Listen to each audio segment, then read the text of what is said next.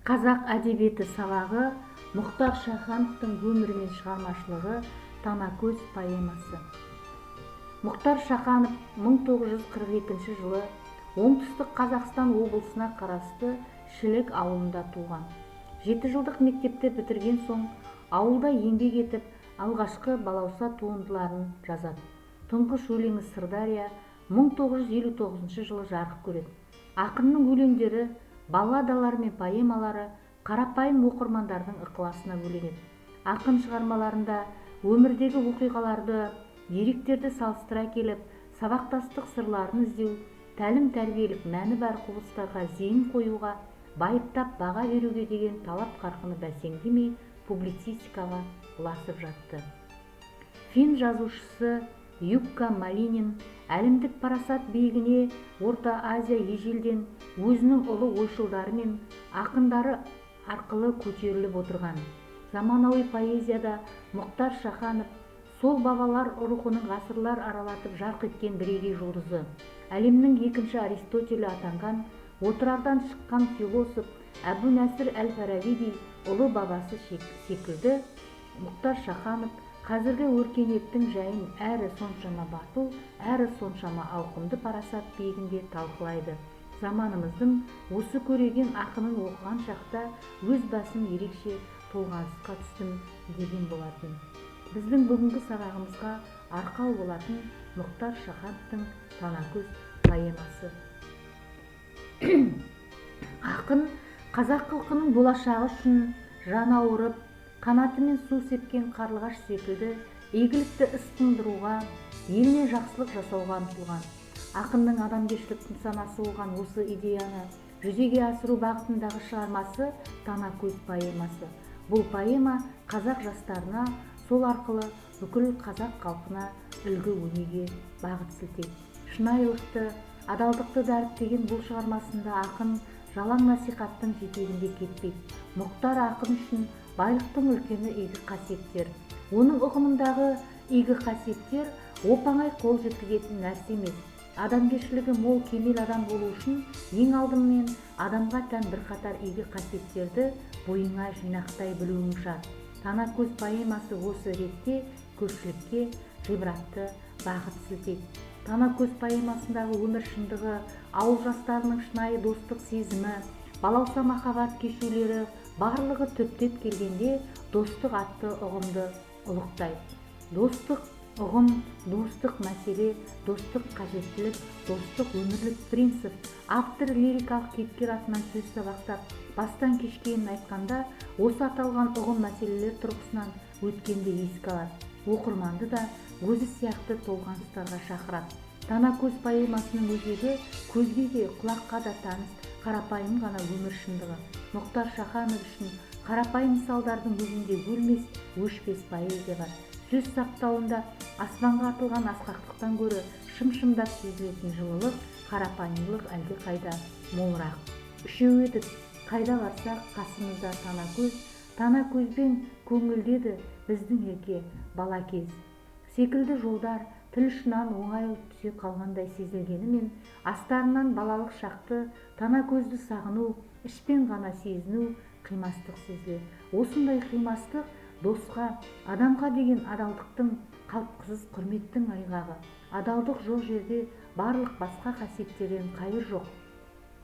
Үш достың арасындағы бір-біріне деген адал, қалтқысыз құрмет қаймағының бұзылмауының сыры ақынның сөзімен айтқанда, оянсақта бал сезімнің алғашқы асау әнімен аппақ адал достығымыз биік тұрды бәрінен. Жастық романтика әлемінде алыс арманға құлшынып құлаш ұрған үш дос, лирикалық кейіпкер Танакөз мұрат арасындағы адалдыққа құлай түспеген жастықтың сыры жыры етіп әспеттеген поэма асыл қасиеттерді ардақтауымен тартымды. Мұрат екеуінің әкелері қан майданда жан қисқан достар болуы, бірі үшін бірі ажалдан тайсалмай басын бәйгеге тігуі, шешелерінің де туыстан жақын құрбылар екенін көруі, екі бозбаланың бір-біріне деген құрметін нықтап, бекіте түсетін рухани қуаттар. Бірі үшін бірі жан қиған әкелер достығы олардың ұрпақтары үшін асқақ идеал. Зуылдап күндер, жылдар жылжып өткен сайын бүршік жарған балауса сезім өмір жырын түрлендіре байыта түседі. Екі достың ортасында Танакөз жалғыз, басқалардан ерекше. Ол мәз-майрам, иығына түскен қара шаш қандай әсем, шырша таудан екі бұлақ аққандай. Тым жайдары, мейірімді мына Танакөз қандай. Ол қараса, көлде тұнып қалатындай қозғалмай. Екеуі де Танакөзге ғашық, бірақ Танакөз жалғыз. Бір-бірін қимай үнсіз тынған күндердің бірінде қиын түйін шешілмей қалмасқа, сәл жаңсақтық, сәл ағаттық немесе асығыстық қателікке соқтырады. Қателіктен өмір драмасы өршиді.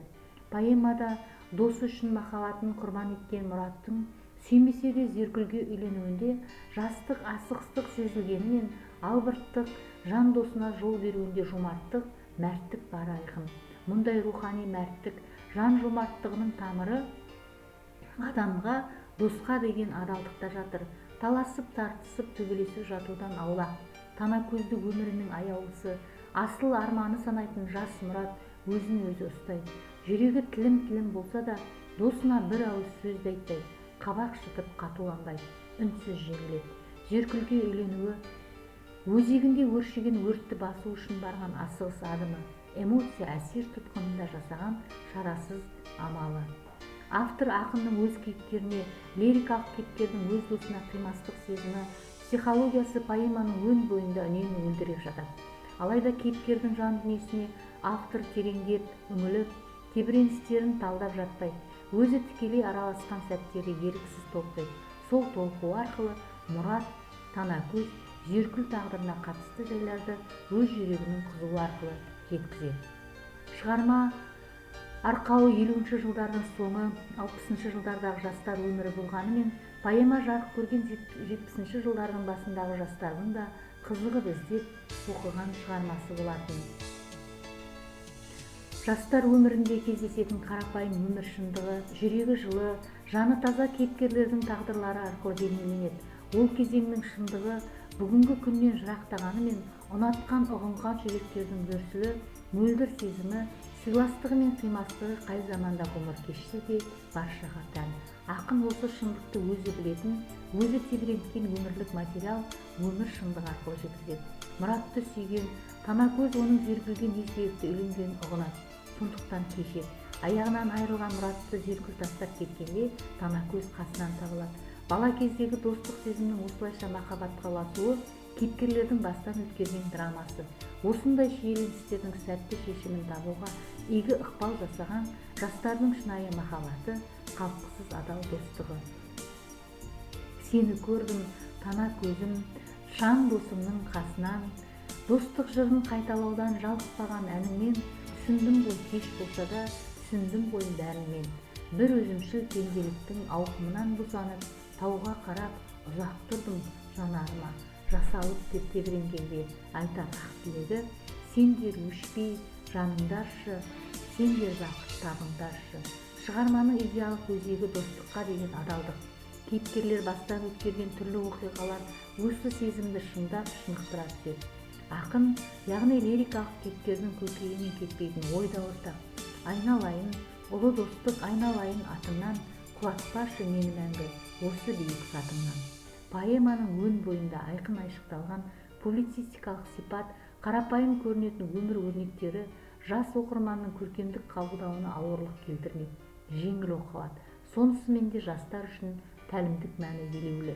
Танакөз Мұхтар Шаханов шығармашылығындағы өзіндік көркем ізденісі өз заманы жастарының жарқын бейнесін таныта алған туындысы ретінде бағаланады. Мұхтар Шаханов, Танакөз поэмасы.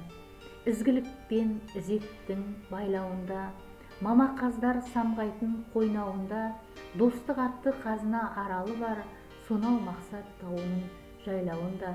Жұрттың бәрі баруға құштар оған, құштар бол деп тіпті ешкім қыстамаған, өзің мәңгі бақытты санайды екен, сол аралдан от алып ұшқан адам. Шаттығы сай болса да тал бойына, бұлбұл қонып жатса да таңдайына, ол аралды көруді көп адамның қатал тағдыр жазбапты маңдайына.